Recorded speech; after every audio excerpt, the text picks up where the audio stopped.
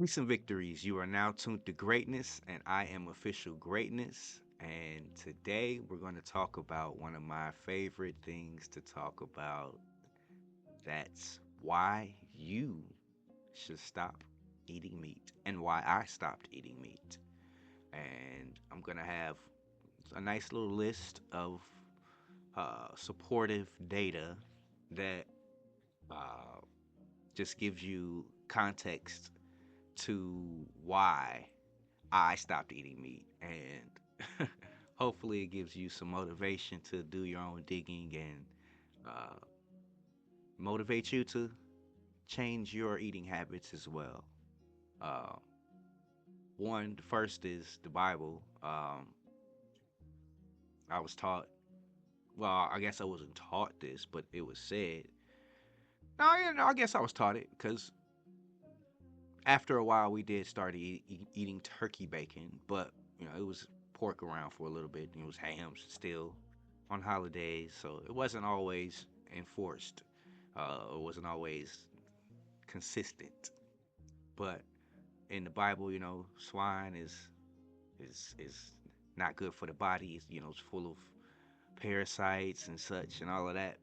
But what really did it for me was I heard I was listening to some true crime stories, and this one story popped up, and the this farmer dude, he was taking people out, if you know what I'm saying, uh and then feeding them to his pigs, and then he was feeding the pigs to the community. And then, like, from what I've talked about in one of my previous videos, about uh having like that connection, that spiritual connection to the feelings of being able to taste the feelings to the animal that you're eating, or how if they were anxious or if they were feeling some type of way, they have that release of whatever that makes the meat taste a different type of way, not normal, not something that you would want to consume or have a pleasurable meal. So knowing those things, and like that, the swine, and just the not knowing where it's coming from. I don't know where it's coming from. I don't know where it's coming from. I can't eat it. I don't know the people. I don't know who made the food. I don't know where they're getting the food from. I don't know how they're treating the animals. I can't eat that stuff. Same with chicken. I mean, same with any animal because of the living conditions and such. But when it comes to chicken specifically, I once I read uh 2020, and I'm quite certain it was some point in 2019. I have to go look it up and check. At some point in 2019, the it was approved to sell cancerous chicken that had cancer on it, to the public. All you had to do was cut it off, and then they could sell the rest to the public.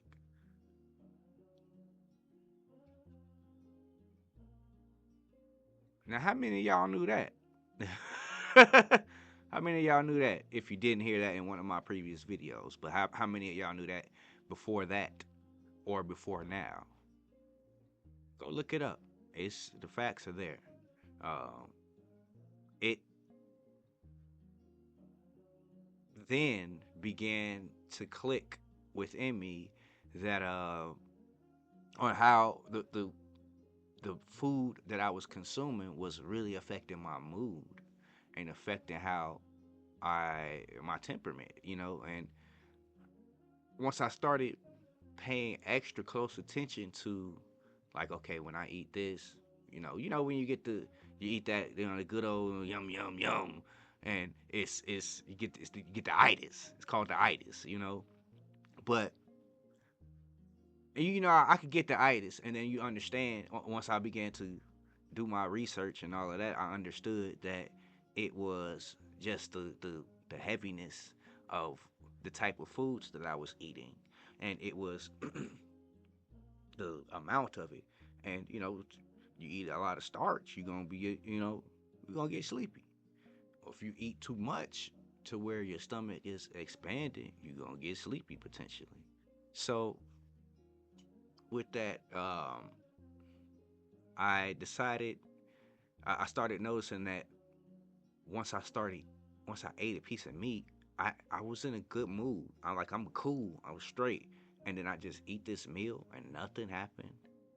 Nothing did nothing happened for me to feel down and negative and in that type of space. So once I noticed those things, and I started just eating things of that was refresher, and didn't have all of the extra um, man-made things like the high fructose corn syrup and the refined sugars. And like once I made that crossover, I really noticed the change in myself. So I want to dive right into some more reasons why you should stop eating meat. And these are pretty, they're pretty common, they're pretty known, but you might not know of them. So, like, you got to think of overcrowding. You got the overcrowding of the cattle. So, what's going on with the cattle when they're overcrowded? You've got all of the overgrazed land that got cut down from all the trees. So how are we going to sustain the type of food that we actually need to consume if it's being consumed by all the animals that aren't enough of, and they don't reproduce fast enough for us to be able to eat and be able to sustain that for all life. Thank you for joining me for part one. Part two will be posting very soon.